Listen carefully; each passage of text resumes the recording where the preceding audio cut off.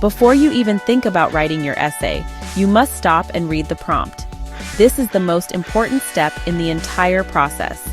The prompt is the question you need to answer. It tells you exactly what the test makers want to see in your writing. If you misunderstand the prompt, you could write a beautiful essay that still gets a low score. It would be like a chef making a wonderful soup when the customer ordered a sandwich.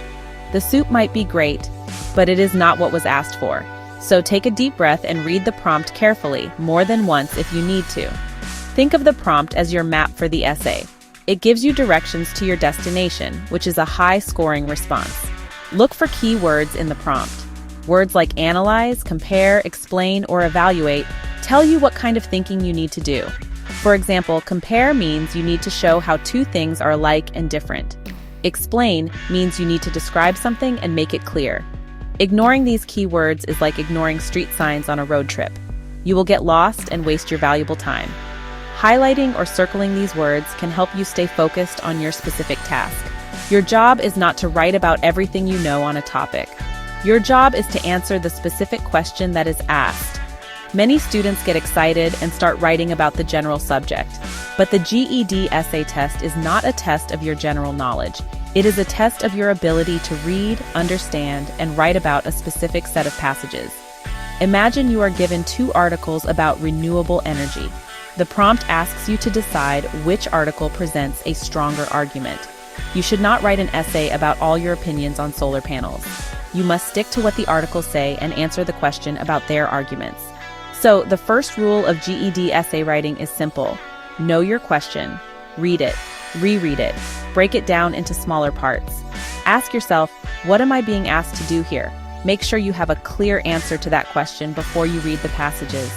This small investment of time at the beginning will save you a lot of trouble later. It sets you up for success. It ensures that every sentence you write is working toward answering the prompt. This focus is what graders are looking for and is the foundation of a strong essay. Once you understand your prompt, you need to read the passages. Your next big task is to find the main idea of each passage. The main idea is the central point or message the author is trying to make. It is the big "so what" of the text. Everything else in the passage, like facts, examples, and details, is there to support this one main idea. Finding it is like finding the trunk of a tree. All the branches and leaves are connected to it. Without understanding the trunk, the rest of the tree doesn't make much sense. Your essay will depend on you correctly identifying this central point. So how do you find it? Start by looking at the beginning and the end of the passage. Authors often state their main idea in the first or last paragraph. These are common places to find a thesis statement, which is a sentence that sums up the author's main argument. Read the first couple of sentences and the last couple of sentences very carefully. Ask yourself, what is the one thing the author wants me to know after reading this? This question helps you look past the small details and see the bigger picture that the author is trying to paint for you. Another great strategy is to look for repeated words or phrases. If an author mentions a specific concept over and over, it is probably very important to their main point.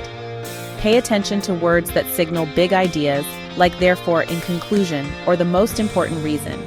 These are clues the author leaves for you. As you read, you can try to say the main idea in your own words. After each paragraph, pause and think, what was that all about? This active reading helps you process the information instead of just letting the words wash over you without any real comprehension. Don't get lost in the small details on your first read. Sometimes a passage will have a lot of numbers, dates, or specific examples. These are called supporting details. They are important, but they are not the main idea. They are the evidence the author uses to prove their point. Your first goal is to understand the overall argument. Once you have a good grip on the main idea, you can go back and look at how the author uses these details to back it up. This two-step process helps you build a strong and clear understanding of the text. After you find the main idea and understand the passage, you need to be able to summarize it. A summary is a short version of a long text, written in your own words. This is a key skill for the GED essay. You will need to summarize the arguments from the passages before you can analyze them. A good summary shows the grader that you actually understood what you read.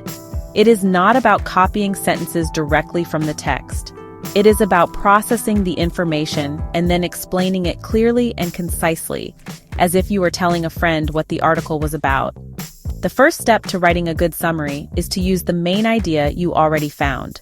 Start your summary with a sentence that states the author's main point. This sentence will be the topic sentence of your summary paragraph. For example, you might write, in the article, the author argues that community gardens are important for big cities. This immediately tells the reader what the passage was about. This single sentence acts as a guide for the rest of your summary, ensuring that everything you include is relevant and directly related to the central argument of the original text. Next, you should add a few key supporting details. Do not try to include every single detail from the passage. That would make your summary too long and confusing. Instead, pick 2 or 3 of the most important reasons or pieces of evidence the author used to support their main idea. For instance, if the author's main point is about community gardens, you might mention their points about fresh food and building community spirit. You are picking out the strongest pillars that hold up the author's argument. This shows you can tell the difference between major points and minor details. Finally, always write the summary in your own words. This is called paraphrasing. Copying directly from the passage is a bad habit and can look like you did not understand the material. It can also lead to plagiarism. Instead, read a point from the author, then look away from the screen and try to explain it out loud. Then, write down your explanation. This forces your brain to process the meaning, not just the words. Using your own vocabulary proves your comprehension and makes your writing sound more natural and confident. It is a true test of your understanding.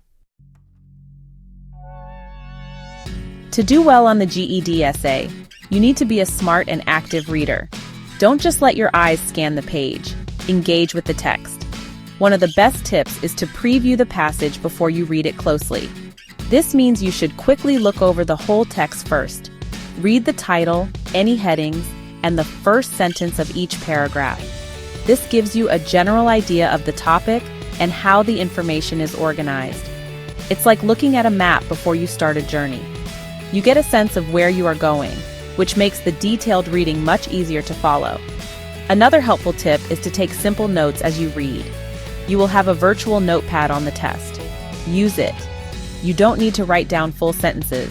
Just jot down a few key words or phrases for each paragraph. Write down the main idea when you find it. Note any strong evidence the author uses.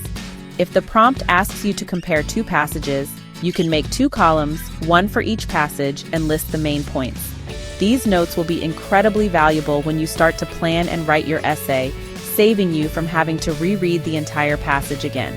It is also important to manage your time wisely. You have a limited amount of time for the entire essay task, which includes reading, planning, writing, and editing. Don't spend too much time reading and taking notes. Give yourself a set amount of time, maybe around 10 to 15 minutes, for the reading and planning phase.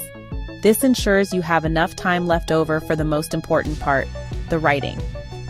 Practicing with a timer at home can help you get used to the pressure and learn how to pace yourself effectively so you feel calm and in control on test day. Finally, remember that you can do this.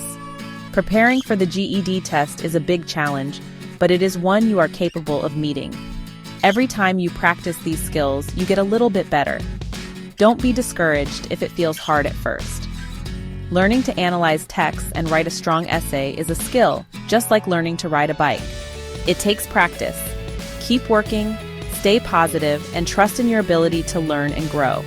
You are building a brighter future for yourself, and all this hard work will be worth it in the end. Good luck.